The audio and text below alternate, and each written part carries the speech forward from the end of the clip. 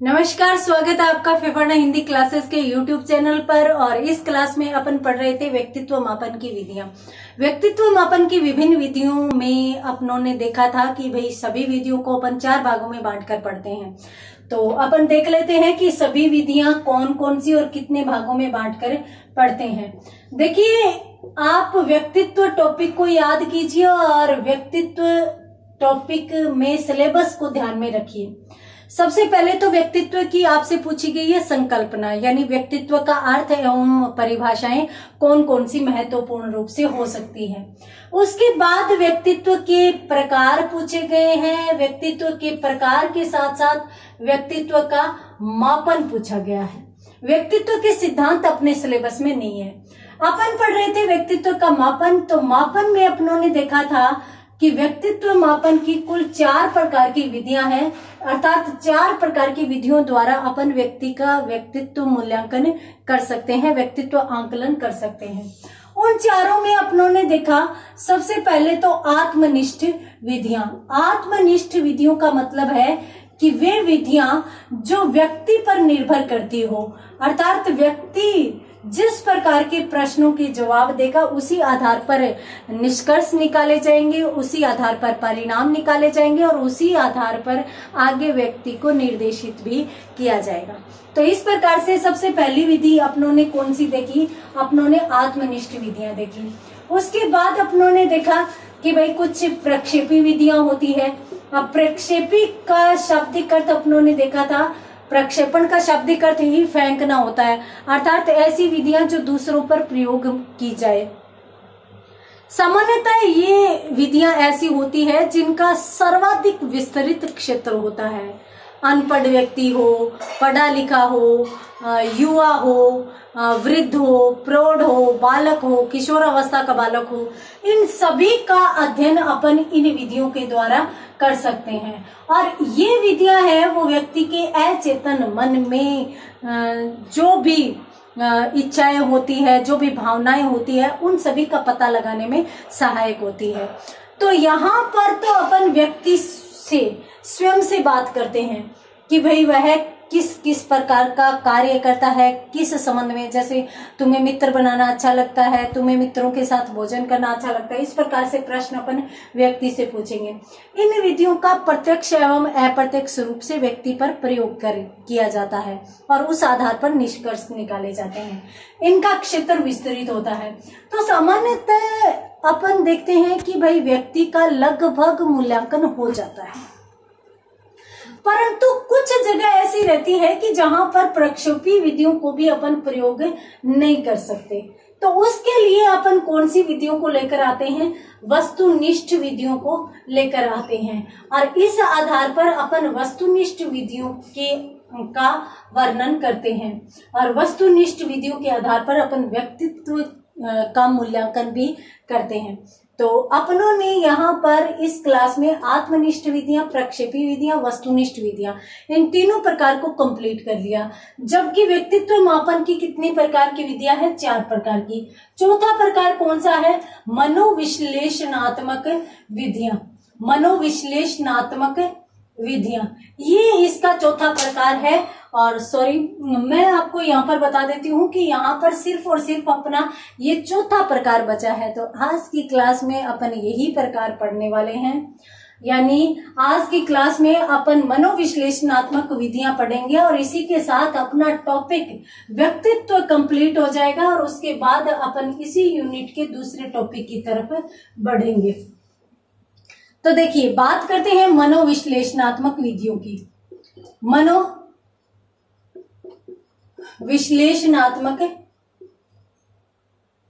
विधियां, सबसे पहले तो मैं आपको बता देती हूं कि इन विधियों के प्रवर्तक या इन विधियों के जनक कौन थे। तो इन विधियों के प्रवर्तक थे सिगमंड फ्रायड। Sigmund Freud. और फ्रायड के बारे में आप जानते ही हैं कि फ्रायड एक स्नायु शास्त्री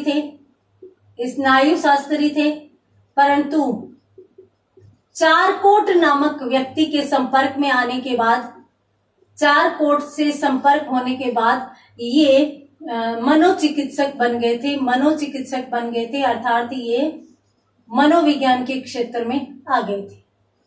ये मनोचिकित्सक थे। मनोचिकित्सक का मतलब है कि व्यक्ति के मन का अध्ययन करते थे और मन या मस्तिष्क का अध्ययन करते हुए और उनकी विभिन्न परिस्थितियों, उनके समायोजन या कुसमायोजन की परिस्थितियों का पता लगाते थे। समायोजन व कुसमायोजन की परिस्थितियों का पता लगाते थे और उसके बाद इनका, मैं यहाँ पर शब्द प्रयोग करूंगी, इलाज करते थे। क्यों?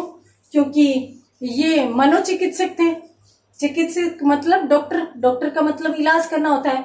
तो व्यक्ति की कुसमायोजन संबंधी जो भी समस्याएं होती थी कि वह समायोजित क्यों नहीं हो पा रहा, तो उन समस्याओं का वह उपचार करते थे, उन समस्याओं का समाधान वे करते थे।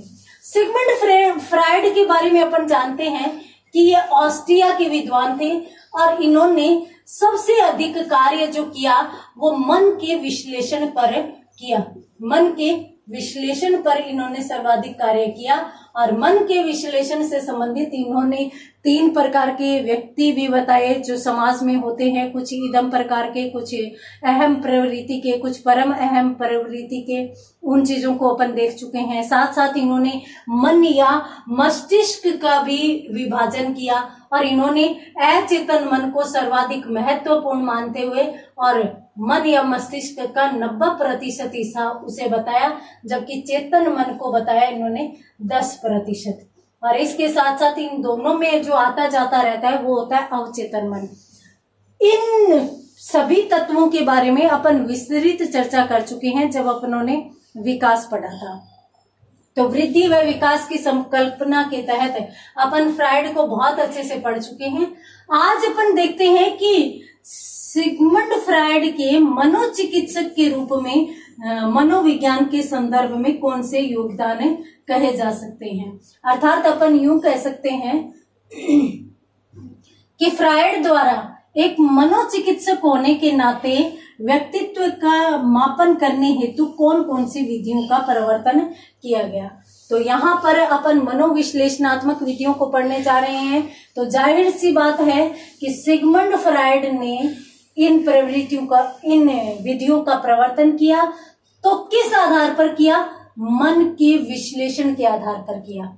मन या मस्तिष्क का विश्लेषण करते हुए इन विधियों का प्रवर्तन किया। जो किसकी विधियां हैं? व्यक्तित्व के मापन की है, व्यक्तित्व के आंकलन की है।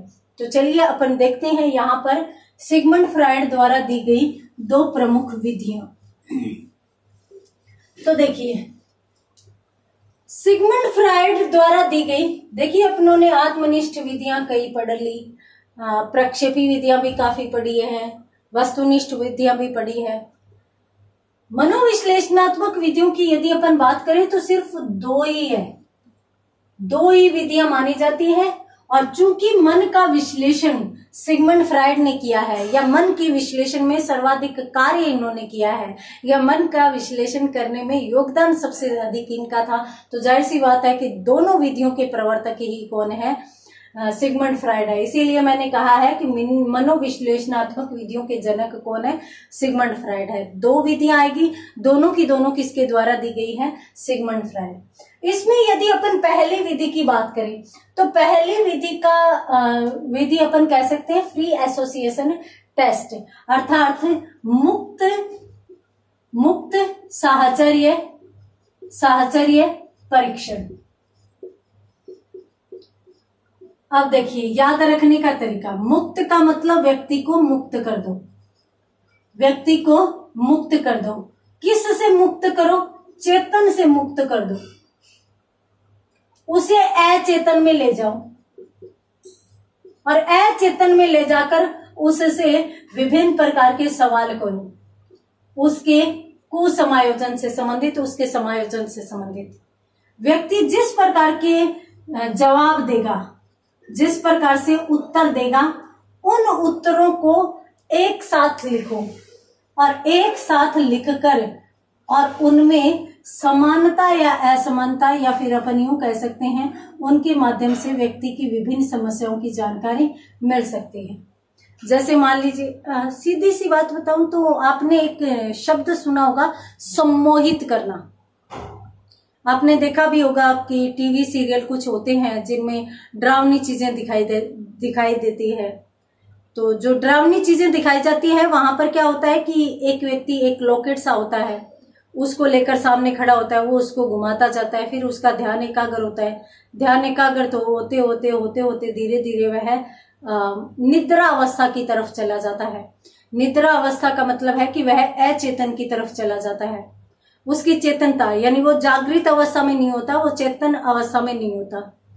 फिर उस समय उससे कुछ भी पूछो वह बिल्कुल सही जवाब देता है।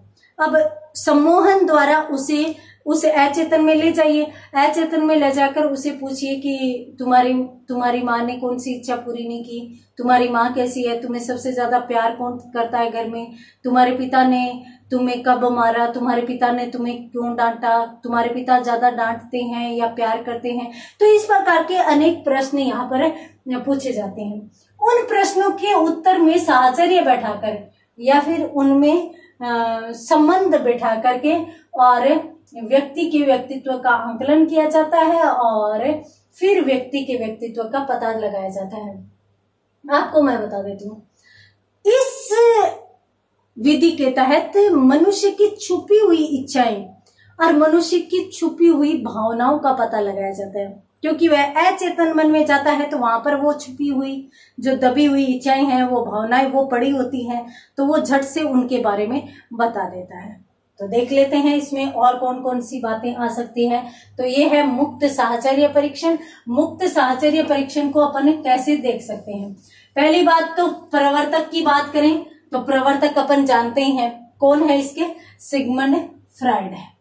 ठीक है, मुक्त साहचर्य परीक्षण, तो इसको अपन कह सकते हैं फ्री एसोसिएशन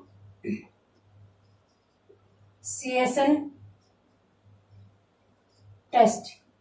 ठीक है, तो यहां पर अपनों ने देखा कि फ्री जो एसोसिएशन टेस्ट है, मुक्त साहचर्य जो परीक्षण है, इसके प्रवर्तक भी कौन थे? सिगमंड फ्राइड थे। और यहां पर मैं आपको बता देती हूं कि चूंकि व्यक्ति की इच्छाएं व भावनाओं का पता लगाने के लिए ये टेस्ट किया जाता है, और मैंने आपको कहा कि सामान्यतः उनका टेस्ट किया जाता है जो समायोजन नहीं बैठा पाते हो, या फिर अपन सीधे शब्दों में मनोरोगी कह सकते हैं कि मनोरोगियों का परीक्षण इस विधि द्वारा किया जा सकता है। तो अपन यूं कह सकते हैं कि इस विधि द्वारा मनोरोगियों का परीक्षण संभव है। तो एक व्यक्ति है जो मनोरोगी है, तो उसके मनोरोगों का पता लगाने के लिए ये टेस्ट किया जाता है। इसमें मनोचिकित्सक क्या करता है? मनोचिकित्सक जो है वो व्यक्ति को सम्मोहित करता है, सम्मोहित करके उसे अर्ध चेतन अवस्था में ले जाता है और ले जाकर वहां पर उससे उसकी छुपी हुई इच्छाओं व भावनाओं से संबंधित प्रश्न पूछता है। तो उसमें अपन प्रक्रिया यदि देखें कि इस टेस्ट की प्रक्रिया कैसी होगी, तो इसमें सर्वप्रथम मनोचिकित्सक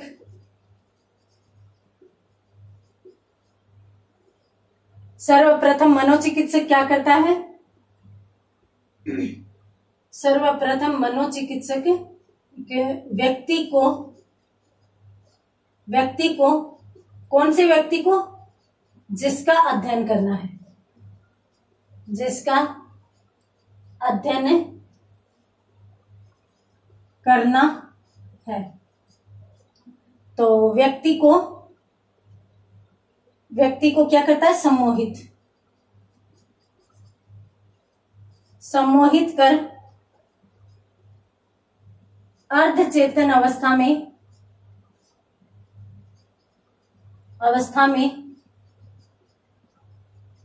ले जाता है।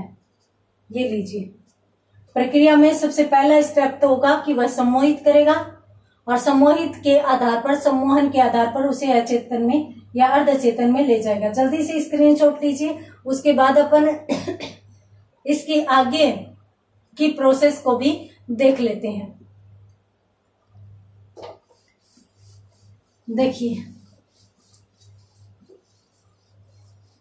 फिर क्या होगा, अब जैसे ही अर्ध चेतन में लेकर गया तो अर्ध चेतनावस्था में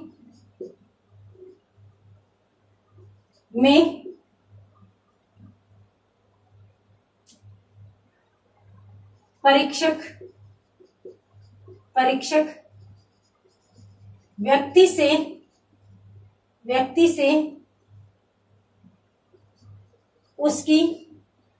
से उसकी जो है वो अंतर्मन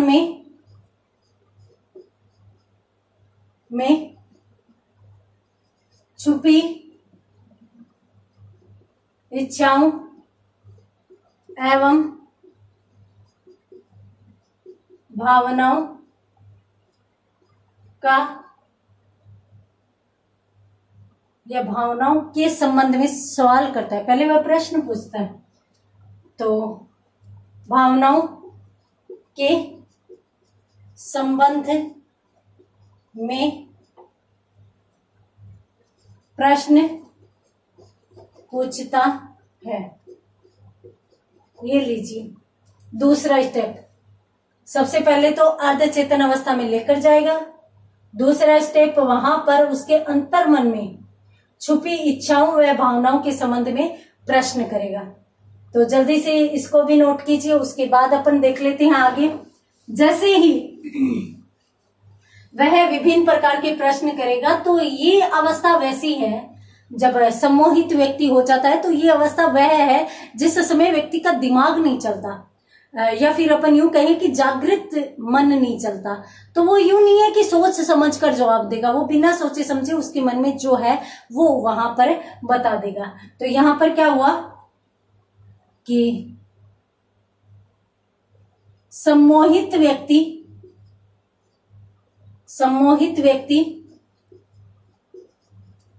बिना विचारे क्यों? क्योंकि विचार तो करने में सक्षम ही नहीं है। तो बिना विचारे पूछे गए प्रश्नों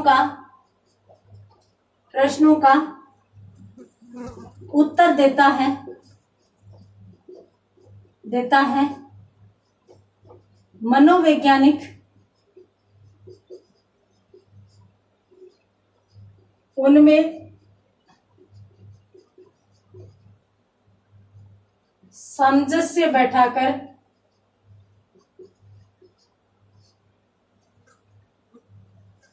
व्यक्ति के मनोरोगों का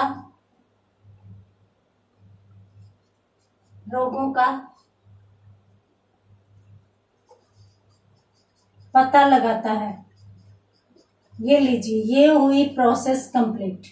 सबसे पहले मैंने आपको कहा था कि भी मनोरोगियों का परीक्षण इस विधि के अंतर्गत किया जाता है, इस परीक्षण में किया जाता है।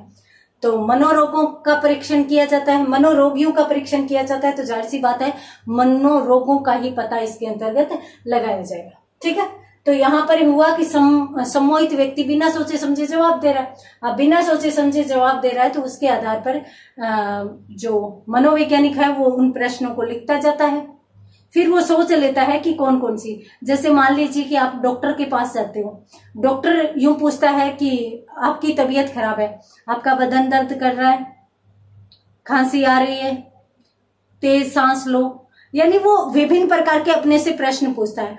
अपन जैसे जैसे जवाब देते जाते हैं उसके आधार पर वो अंदाजा लगा लेता है कि इस व्यक्ति को किस प्रकार की कौन सी बीमारी है, तो वह अंदाजा लगा लेता है। फिर उसके बाद वह दवा लिखता है। वो काम है इसमें होता है। क्यों? क्योंकि सिगमंड फ्रायड भी एक डॉक्टर थे, तो वो क्या करते हैं, सम्मोहित करके व्यक्ति से प्रश्न पूछते हैं। उन प्रश्नों के आधार पर उसकी बीमारी का, यानी उसके मन से संबंधित रोग का, उसके कुसमायोजन के कारण का पता लगाते हैं और उसके बाद उससे दवा लिख देते हैं, अर्थात तो उसके आधार पर उसका इलाज करते हैं। इलाज का मतलब ये नहीं है कि उसको दवाइयां देंगे, इस इलाज का मतलब ये है कि उसे सही दिशा निर्देश देंगे।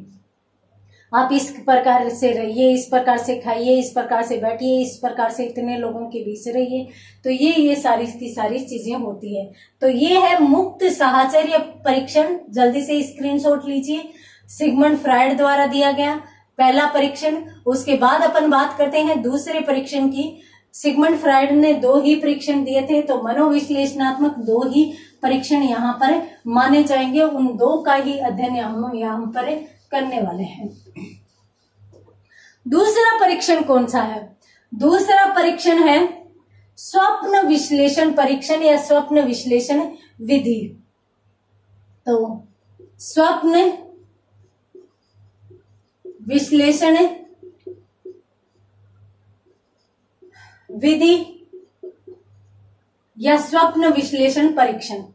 अब जैसा कि नाम से स्पष्ट है, स्वप्न विश्लेषण यानी स्वप्नों का विश्लेषण करके और व्यक्ति के व्यक्तित्व का मूल्यांकन करना या व्यक्ति के समायोजन संबंधी समस्याओं का पता लगाना।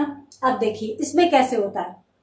आपने कभी यूं सुना है क्या कि मेरे सपने में ना दादाजी आए, पैसा देकर गए, तो दूसरा झट से कहता है अरे पैसे देना तो बहुत अच्छी बात होती है, इसका मतलब आपके घर में फायदा होने वाला है। ये 1 नंबर बात। दूसरी, मेरे दादाजी मेरे स्वप्न में आए, मुझसे पैसे मांग रहे थे और वे पैसे मांग रहे थे, इसका मतलब ये तो बहुत गलत बात है। इसका मतलब तुम्हारे साथ कुछ न कुछ बुरा होने वाला है, यह अंदाजा लगाया जाता है। ये उस प्रकार का विश्लेषण या टेस्ट नहीं है, ये अलग टेस्ट है। और अलग टेस्ट कैसे है? स्वप्न विश्लेषण ये जो विधि है, इसमें ये टेस्ट इसलिए है क्योंकि इसमें व्यक्ति से स्वप्न बताने को कहा जाता है, बता देता है। यहां तक तो वही काम चल रहा है, पर जब वह बता देता है तो उसके माध्यम से अब वो स्वप्न में, सामान्यतः अपन स्वप्न में वो ही बातें देखते हैं, जो वही इच्छाएं देखते हैं जिनके बारे में या तो अपन ज्यादा सोचते हैं या वो इच्छाएं जो हमारी पूरी नहीं होती, तो उनके बारे में अपन ज्यादा सोचते हैं, तो वो हमारे स्वप्न में आ जाती है।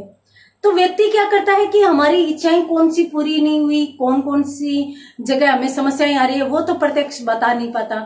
तो स्वप्न देखता वो तो बता देता है, अरे मैंने बहुत बुरा स्वप्न देखा, आज मैंने बहुत अच्छा देखा।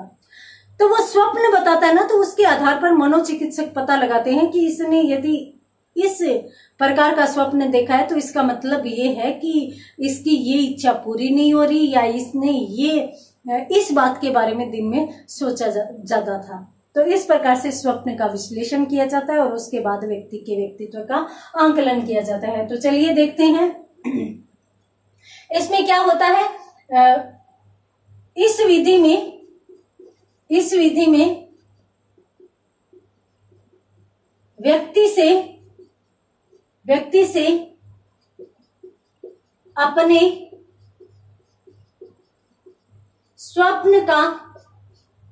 स्वप्न का वर्णन करने के लिए कहा जाता है। सबसे पहला स्टेप, आपको कौन कौन से स्वप्न आते हैं, किस किस प्रकार के स्वप्न आते हैं, आपने कल स्वप्न में क्या देखा, ठीक है। मनोचिकित्सक के सवाल है जिसका व्यक्ति को जवाब देना है। अब यहां पर दूसरा स्टेप क्या होगा कि जो व्यक्ति अपने सभी स्वप्न क्रम से मनोचिकित्सक को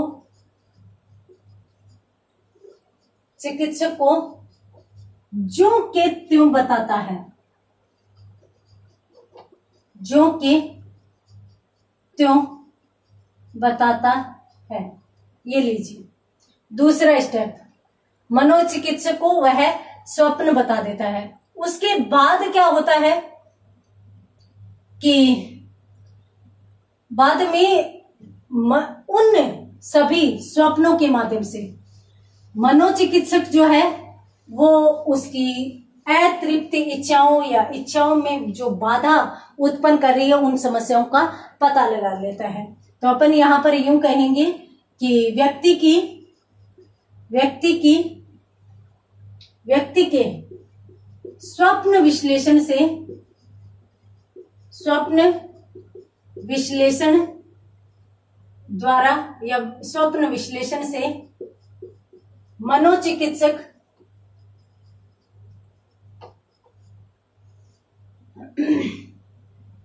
व्यक्ति के स्वप्न विश्लेषण से मनोचिकित्सक उसकी समस्याओं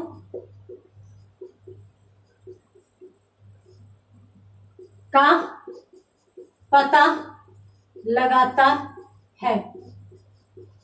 या फिर मैं यूं भी कह सकती हूं कि स्वप्न विश्लेषण द्वारा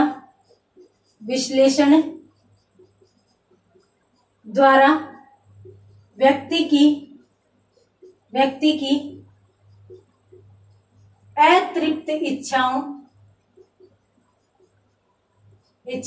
एवं व्यक्ति की अतृप्त इच्छाओं एवं इच्छा पूर्ति में बाधक तत्वों का पता लगाया जाता है। ये लीजिए, स्वप्न विश्लेषण द्वारा अपन यूं कह सकते हैं, स्वप्न विश्लेषण द्वारा व्यक्ति के अतृप्त इच्छाओं एवं इच्छा पूर्ति में बाधक तत्वों का पता लगाया जाता है। ये सबसे महत्वपूर्ण बात हो जाती है। अतृप्त इच्छा यानी अतृप्त का मतलब जो इच्छा पूरी नहीं हुई, और इच्छा पूर्ति में बाधक तत्वों का पता लगाया जाता है। जैसे मान लीजिए कि एक व्यक्ति है, वो बैग लाना चाहता था, उसकी बहन ने मना कर दिया। वो गाड़ी लाना चाहता था, उसकी बहन ने मना कर दिया। हाँ, सूट लाना चाहता था, बहन ने मना कर दिया। वह बहन से नफरत करने लग जाता है। अब मनोचिकित्सक पता लगाना चाहता है कि वह अपनी बहन से नफरत क्यों कर रहा है। तो वो क्या करेगा, वो फिर स्वप्न में भी इसी प्रकार के देखेगा, वो नफरत वाले देखेगा। तो उन स्वप्नों के आधार पर वह पता लगा लेगा कि हाँ, इसके पीछे का कारण क्या है। तो यहाँ पर मन से संबंधित सभी इच्छाओं का पता लगाया जा सकता है। तो इसका स्क्रीनशॉट लीजिए। उसके बाद अपन देखते हैं आगे। एक चीज यहाँ पर और बच जाती है जो कि मोस्ट कही जा सकती है। देखिए, यहाँ पर सिर्फ अतृप्त इच्छा का पता ही नहीं लगाया जाता, व्यक्ति के कुसमायोजन या व्यक्ति की अतृप्त इच्छा के जो बाधक तत्व है उनसे संबंधित जो कारण है वो जानते हुए और उसके निराकरण के उपाय भी यहाँ पर बताए जाते हैं। तो यहाँ पर अपन ये कह सकते हैं कि इस परीक्षण द्वारा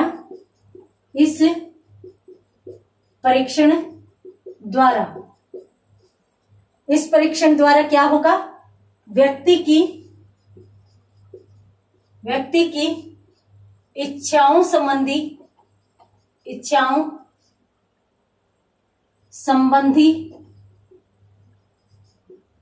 समस्याओं का निराकरण किया जाता है।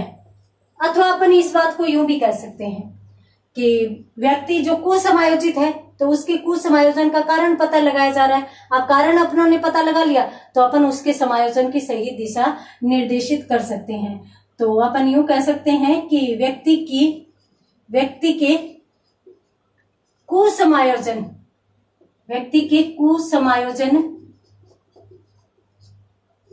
को सही दिशा दी जा सकती है। ये लीजिए, ये था दूसरा परीक्षण, स्वप्न विश्लेषण परीक्षण। तो इसको भी आप नोट कर लीजिए, स्क्रीनशॉट ले लीजिए। तो तो यहाँ पर अपनों ने देखी मनोविश्लेषणात्मक विधियां, जिनके जनक सिगमंड फ्रायड थे, और उम्मीद करती हूँ ये भी आपको समझ में आ गई होगी। और इसी के साथ अपना व्यक्तित्व टॉपिक यहाँ पर कंप्लीट हो जाता है। तो आज की क्लास को अपन यहीं पर विराम देते हैं। मिलते हैं अगली क्लास में अगले टॉपिक के साथ। तब तक के लिए धन्यवाद।